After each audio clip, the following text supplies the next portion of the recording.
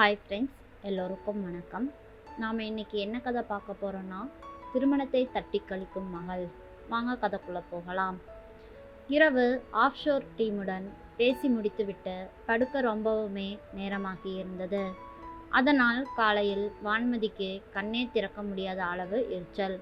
இருந்தாலும் காலை 9 மணிக்கு இருந்த கிளையண்ட்டுடனான மீட்டிங் நினைவு அவளை படுக்கையிலிருந்து எழும்பச் சொன்னது. கார்ன்ஃப்ளாக்ஸை பால் விட்டு சாப்பிட்டு விட்டு இரவு சமைத்ததில் மீதமிருந்ததை மதியத்துக்கு பேக் செய்து கொண்டு அவசரமாய் ஆஃபீஸுக்கு கிளம்பினாள்.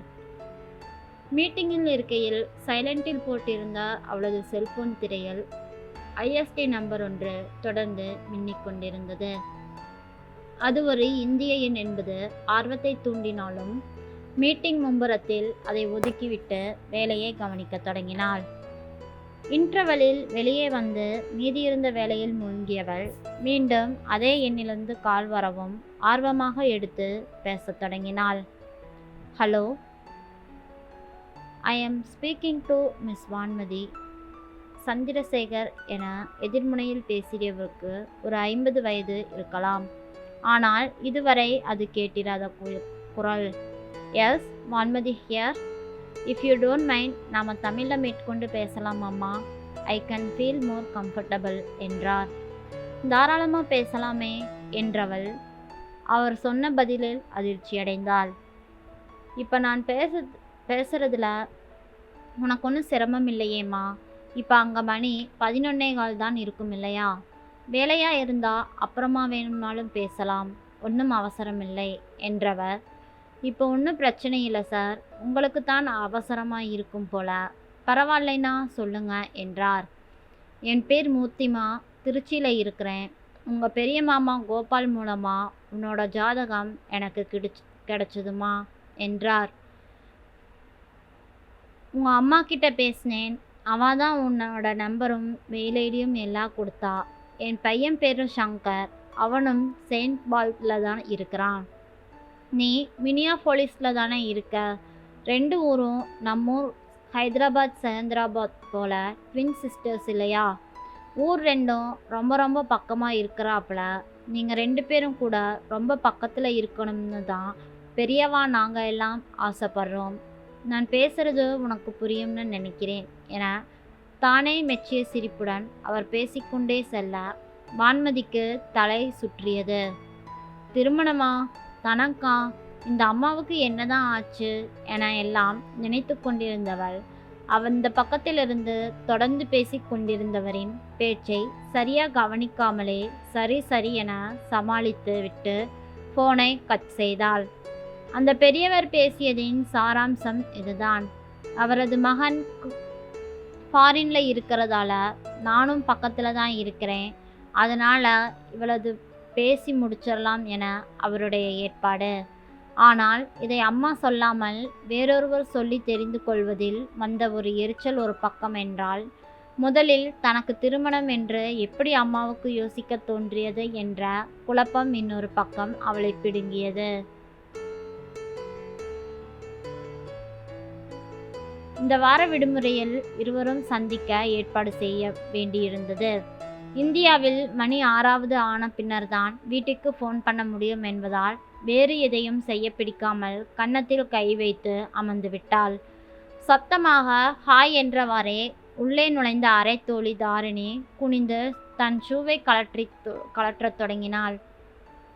இவளிடமிருந்து பதில் எதுவும் இல்லாததை உணர்ந்தவள் நிமிர்ந்து பார்த்தாள். அவளுடைய முகமும் கண்ணும் சரியில்லை என்பதை உணர அதிக நேரம் தேவைப்படவில்லை. 2 வருட பழக்கத்தில் இவளை நன்றாகவே புரிந்து கொள்ள துவங்கி இருந்தாள் தாரணி. மேற்கொண்டு எதுவும் பேசாமல் உள்ளே சென்று முகம் கழுவி உடை மாற்றி வந்தவள் 2 கோப்பை காப்பியுடன் வந்து அவளருகில் அமர்ந்தாள். என்ன மேடமுக்கு இன்னைக்கு ஆஃப்ஷோர் கால் எதுவும் இல்லையா? இன்னைக்கு டின்னர் உங்கள் டேர்ன் வர. நீங்கள் என்னடானா ட்ரெஸ்ஸு கூட மாற்றாமல் அப்படியே போஸ் கொடுத்துக்கிட்டு இருக்கீங்க, என்ன மேட்டர்? என்ன சொல்கிறதுனே தெரியல தாரணி. என் குடும்ப நிலைமை தான் உனக்கு நல்லா தெரியுமே. நான் தான் மூத்தவ, இன்னும் 2 தங்கச்சி ஒரு தம்பி இருக்காங்க. அப்பா நாங்கள் சின்ன குழந்தையா இருக்கும்போதே போய் சேர்ந்துட்டாரு. சொத்துன்னு இருக்கிறது ஒரு வீடு மட்டும்தான். அதையும் அம்மா சின்ன போர்ஷனில் குடியிருந்துட்டு மீதியை வாடகைக்கு விட்டு தான் செலவெல்லாம் பார்த்து எங்களை வளர்த்தாங்க. நான் வேலைக்கு போனதுக்கப்புறம் தான் அம்மா சமையல் வேலைக்கு போயிட்டு இருந்த வேலையை விட்டுட்டு இந்த 4 வருஷமாக வீட்டில் இருக்கிறா. ஆன்சைட் வந்த 2 வருஷம் கூட ஆகலை. இப்போ தான் ஓரளவுக்கு ஒரு தங்கைக்கு கல்யாணம் பண்ணுற அளவுக்கு நகையும் பணமும் சேர்ந்துருக்குது. இதெல்லாம் ஓரளவுக்கு தாரிணிக்கும் ஏற்கனவே தெரிந்தது தான். இருந்தாலும் ஏதோ பெரிய டென்ஷனில் இருக்கும் வான்மதி எல்லாவற்றையும் தானே கொட்டி தீர்க்கட்டும் என்று, அதான் எனக்கு தெரியுமே என குறுக்க எதுவும் பேசாமல் அவள் சொல்வதையே அமைதியாக கேட்டுக்கொண்டு இருந்தாள் தாரிணி. இப்போ என்னடானா அம்மா எனக்கு கல்யாணத்தை பார்க்குறக்கு ஆரம்பிச்சிட்டா. என்னன்னு சொல்கிறது, பையனோட அப்பா ஃபோன் பண்ணி சொன்னதுக்கப்புறம்தான் எனக்கு இந்த விஷயம் தெரிய வருதுன்னா என் பொழப்பு எப்படி இருக்குன்னு யோசிச்சு பாரு. இதை தவிர நான் கல்யாணம் வேணும்னு இவகிட்ட கேட்டேனா? ஒரு கணக்கு வேணா எதை எப்படி செய்யறதுன்னு. ஏன் தான் இப்போ யதார்த்தமாக யோசிக்காமல் இப்படியெல்லாம் யோசிச்சுட்டு இருக்காங்களோ. ஒரே டென்ஷனாக இருக்குது தாரிணி. அம்மாட்ட பேசணும். எந்த யோசனையும் பண்ணாமல் எப்படா அங்கே மணி ஆகும்னு காத்துக்கிட்டு இருக்கேன். ஃபோனில் மாட்டட்டும், இன்னைக்கு இருக்குது எங்கள் அம்மாவுக்கு கச்சேரி என்றவளை புன்னகையுடன் பார்த்தவாறே எழுந்தாள் தாரிணி. எங்கே தாரிணி போகிற? எனக்கு கால் ஆரம்பிக்கிறதுக்கு முன்னாடி சமையல வேலையை முடிச்சுட்டு வந்துடுறேனே என்றாள் தாரிணி. ஏய், இன்னைக்கு என்னோட முறை தானே, நானே சமைச்சிட்றேன்ப்பா, நீ வந்து உட்காரு என்றாள். ஆனால் தாரிணியும், வேணாம் தாயே, நல்ல நாள்லேயே நீ சமைக்கிறது ரொம்ப கொடுமையாக இருக்குது. அதுவும் இன்னைக்கு நீ இருக்கிற மூடுக்கு உன்னை சமைக்க விட்டுட்டு அதை சாப்பிட்ற அளவுக்கு நான் ரிஸ்க் எடுக்க தயாராக இல்லை. வேணும்னா நீயும் ஒரு 2 நாளைக்கு சமைச்சு காம்பன்சேட் பண்ணிக்கோ. இன்னைக்கு என்னை விட்டுடுமா, உனக்கு புண்ணியமாக போகும் என சிரித்து கொண்டே சொல்லியவாறு கிச்சனை நோக்கி போனாள் தாரிணி. அவள் கிண்டல் செய்வது போல் தெரிந்தாலும் அந்த அரவணைப்பும் ஆதரவும் வான்மதிக்கு சற்று அனுசரணையாக நெகிழ வைத்தது. 2 வருடங்கள் உடன் தங்கியவளே இவ்வளவு தூரத்துக்கு மனதுக்கு புரிந்து கொண்டு நடக்கையில் தன்னை பெற்று வளர்த்த அம்மா ஏன் இப்படி புரிந்து கொள்ளாமல் படுத்துகிறாள் என்று எரிச்சலை தந்தது. வான்மதி மட்டுமல்ல, நாகலட்சுமி அம்மாவின் 4 பிள்ளைகளுமே ரொம்ப பொறுப்பான பிள்ளைகள்தான். ஆமாம், வான்மதி ஸ்காலர்ஷிப்பில் படித்து அம்மாவுக்கு உதவி செய்தாள். மற்ற 3வரும் அதிக செலவு வைக்காமல் ஸ்காலர்ஷிப்பில் படிப்பார்கள் என்றால், இவள் ஒரு படி மேலே போய் மாலை நேரங்களில் தனக்கு கீழ் வகுப்பு பிள்ளைகளுக்கு டியூஷன் எடுத்து வீட்டு செலவுக்கே கை கொடுப்பாள்.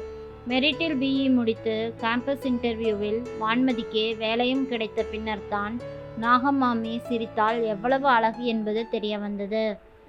2 வருடமாய் யுஎஸ்ஸில் இருந்தாலும் இன்னமும் நயாகராவை கூட பார்த்ததில்லை. வான்மதி வேலைக்கு வந்த இந்த 4 வருடங்களில் போக்குவரத்து செலவு தவிர்த்து டீ காஃபிக்கு கூட அனாவசியமாய் செலவு செய்தவள் இல்லை.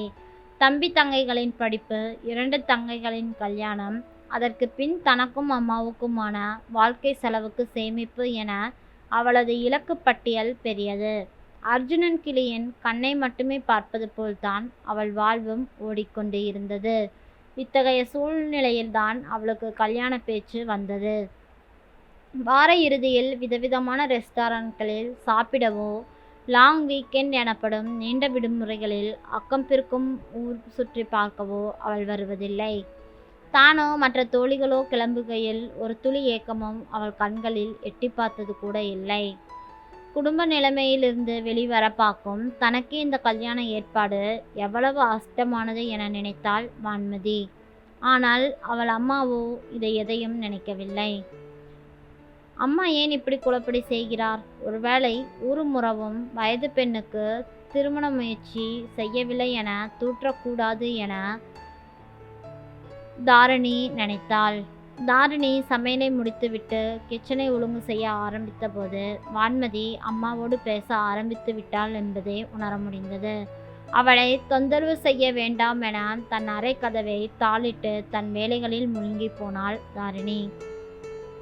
வயிறு உணவை நினைவுபடுத்திய பொழுது மணி 11 ஆகியிருந்தது. வெளியே வந்தவள் அப்பொழுதுதான் வான்மதியும் சாப்பாட்டு தட்டுடன் உட்கார்ந்திருப்பதை பார்த்தாள். பார்த்த மாத்திரத்தில் அவள் முகத்தில் ஒரு தெளிவும் மகிழ்ச்சியும் தெரிந்தது. தாரிணியின் மனதுக்கு இதமாக இருந்தது. என்ன வாவ்ஸ், அம்மாவை வறுத்தெடுத்துட்ட போல. குரல் ரொம்ப பலமா இருந்துச்சே. ஓ, ரொம்ப கத்திட்டேனோ? அதான் ரூம் கதவை திறக்காம நீ வேலை பார்த்துக்கிட்டு இருந்தியா? சாரி தாரிணி என்றாள் வான்மதி. சி, எதுக்கு இதுக்கெல்லாம் சாரி சொல்ற? நான் சும்மா விளையாட்டுக்கு ஃபன் பண்ணேன். சரி, அம்மா என்ன சொன்னாங்க? உன்னோட ஸ்டாண்ட் என்னன்றத தெளிவுபடுத்திட்டியா? அவங்க ஏதாவது புரிஞ்சுக்கிட்டாங்களா? உன்கிட்ட சொல்லாமல் வேற யார்கிட்ட சொல்ல போகிறேன்? எதுக்கு இவ்வளோ ஃபார்முலா பேசுகிற நீ? உட்காரு ஃபஸ்ட்டு. அம்மாவுக்கு நான் தெளிவுபடுத்த வேண்டியதில்லை தாரிணி. அம்மா தான் என்னை தெளிவாக்கிட்டா. புரியாமல் பார்த்தவளை புன்னகையுடன் எதிர்கொண்டாள் வான்மதி. ஆமா தாரிணி, அம்மாவோட பிளானிங்கும் தைரியமும் வித்தியாசமான சிந்தனையும் என்றைக்குமே எனக்கு ஆச்சரியமான ஒன்று தான். இன்றைக்கும் அம்மா வழக்கம் போல் யாரும் கெஸ் பண்ண முடியாத அளவுக்கு விளக்கத்தை கொடுத்து என்னை வாயடைச்சு போக வச்சுட்டாங்க. வாஸ், கொஞ்சம் புரியும்படியாக சொல்கிறியா? ஆச்சரியத்திலும் ஆர்வத்திலும் தாரிணி சாப்பிடுவதை கூட நிறுத்திவிட்டு வான்மதியை நோக்கி திரும்பிட்டாள். நாம தான் ரொம்ப சினிமாலாம் பார்த்து யோசிக்கிறோம் போல. ஆனால் அம்மா அப்படியெல்லாம் யோசிக்கல தெரியுமா? அப்பா இல்லாத குடும்பத்தில் யாராவது ஒருத்தர் தியாகியாக ஆகிறதுனா அபத்தமாக யோசிக்கிறோம்ல. மீதி இருக்கிற குழந்தைகளை காப்பாற்ற உன்னை பலியிடுறக்கு நான் என்ன தலைச்சங்குட்டியை பற்றி முழுங்குற பூனையான அம்மா கேட்குறா. 4 மாதத்துக்கு முன்னாடியே என் தங்க ராஜிக்கும் கேம்பஸில் வேலை கிடச்சிருச்சுன்னு உங்ககிட்ட சொல்லியிருந்தேன்ல, ஞாபகம் இருக்கா என்றாள். ஆமாம் என்று சொன்னாள் தாரிணி. அதைத்தான் அம்மா சொல்கிறாங்க. இத்தனை நாள் நீ பார்த்துக்கிட்ட, இனிமேல் அவங்க லைஃப்பை அவள் பார்த்துக்குவா. உன் பங்குக்கு அடுத்தவளோட படிப்பு முடிகிற வரைக்கும் எப்படியோ வீட்டை காப்பாற்றிட்ட, அதுவே போதும். இப்போ நீ உன் வாழ்க்கையை பார்க்கணும். நீ சேர்த்து வச்சதெல்லாம் உனக்கே பயன்படணும். இனி ராஜியோட பொறுப்பில் கொஞ்ச நாள் குடும்பத்தை ஓட்ட போகிறேன். இன்னும் 4 வருஷத்தில் அவள் கல்யாண வயசு வரப்போ இன்னொரு தங்கச்சி வேலைக்கு போக ஆரம்பிச்சிருவா. மித்தவங்களும் படிப்பை முடிச்சிருவாங்க. அப்போது டைம் கரெக்டாக இருக்கும். எல்லோருக்கும் கல்யாணத்தை முடிச்சுட்டா மிச்சம் இருக்கிறது என்னோட வாழ்க்கை. அது என் புருஷன் விட்டுட்டு போன வீட்டை வச்சே நான் என் பொழப்ப ஓட்டிப்பேன்.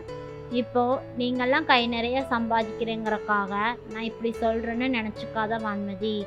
உங்கள் அப்பா காலமான போதே அவர் ஆஃபீஸில் கொடுத்த பணத்தில் நம்ம வீட்டை விற்ற பணம் எல்லாத்தையும் சேர்த்து போட்டு உங்களோட 4 பேர்த்துக்கும் நான் நகை எடுத்து வச்சிட்டேன்.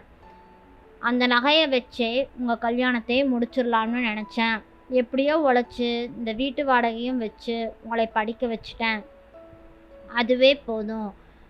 ஒரு வைதீகம் பண்ணுற பையனுக்காவது பார்த்து கல்யாணம் பண்ணி உங்களை அந்த நகையை வச்சு அனுப்பியிருப்பனே ஒழிய உங்களில் ஒருத்தரோட சம்பாத்தியத்தை பிடுங்கி மற்றவாளுக்கு இட்டு நிரப்பணும்னு என்றைக்குமே நான் நினைக்க மாட்டேன்னு சொல்லிட்டேன். இவ்வளோ தெளிவாக வேற யாருனாலையும் சொல்ல முடியாது என்று அம்மா சொல்லும் பொழுது எனக்கே பட்டுனாயிடுச்சு. இன்னைக்கு உடம்புல பலமும் நெஞ்சில் தைரியமும் இருக்கிறப்பவே தம்பி தங்க தான் முக்கியம்னு அவங்கள ஒசரத்தில் கொண்டு போய் வைக்கணும்னு உனக்கு தோன்றது நார்மல் தான். ஆனால் அவங்கெல்லாம் ஆளாகி தனக்குன்னு ஒரு வாழ்க்கையை அமைச்சிட்டு உன்னை கவனிக்காமல் போனாங்கன்னா நீ நன்றி கெட்ட தனம்னு தோணும். எவ்வளவு தியாகம் பண்ணணும்னு அப்போ தான் நினைப்ப. அப்போது அவங்க மேலே ஆங்காரப்பட்டோ உன் மேலே கழிவிறக்கப்பட்டோ நம்மளுக்கு என்ன ஆக போகுது? கொஞ்சம் யோசிச்சு பாரு. எல்லாத்துக்கும் ஒரு கணக்கு இருக்குடி. யாரும் இன்னொருத்தரோட வாழ்க்கையை அழிக்கவோ உசத்தவோ வேண்டாம். அதுக்கு பதிலாக என் வயிற்றில் பிறந்த குழந்தைகள் எல்லோரும் வசதி குறைவாக இருந்தாலும் நிம்மதியாகவும் சந்தோஷமாகவும் வாழ்ந்தால் எனக்கு அது போதும். தியாகன்ற பேரில் ஒரு நேரத்தில் வசதியாக தெரிஞ்சால் இன்னொரு நேரத்தில் நம்ம ஏமாந்துட்டோன்னு தோண வச்சிடும். அதெல்லாம் நமக்கு வேண்டாண்டின்னு சொல்லி என் நெத்தியில் அடித்த மாதிரி சொல்லிட்டா தாரிணி என்றாள். ஸோ உனக்கு சீக்கிரமே டும் டும் தான். பதில் எதுவும் பேசாமல் தலை குனிந்தபடி தலையசைத்தாள் வான்மதி.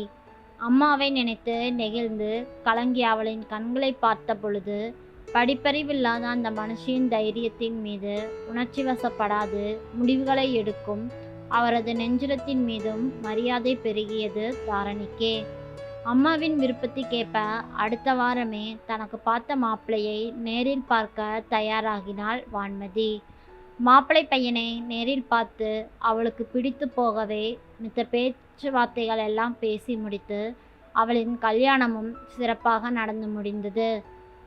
திருமணத்துக்கு பிறகு அவளும் கணவரின் கம்பெனியிலேயே வேலையை மாற்றிக்கொண்டாள். இருவரும் சந்தோஷமாக அவர்களின் வாழ்க்கையை ஆரம்பித்தார்கள். நன்றி. இந்த கதை பிடிச்சிருந்ததுன்னா மறக்காமல் நம்ம சேனலை லைக் பண்ணி சப்ஸ்கிரைப் பண்ணுங்கள். உங்களோட ஒவ்வொரு சப்ஸ்கிரிப்ஷனும் எனக்கு மிகுந்த உற்சாகத்தையும் ஆர்வத்தையும் கொடுக்கும்.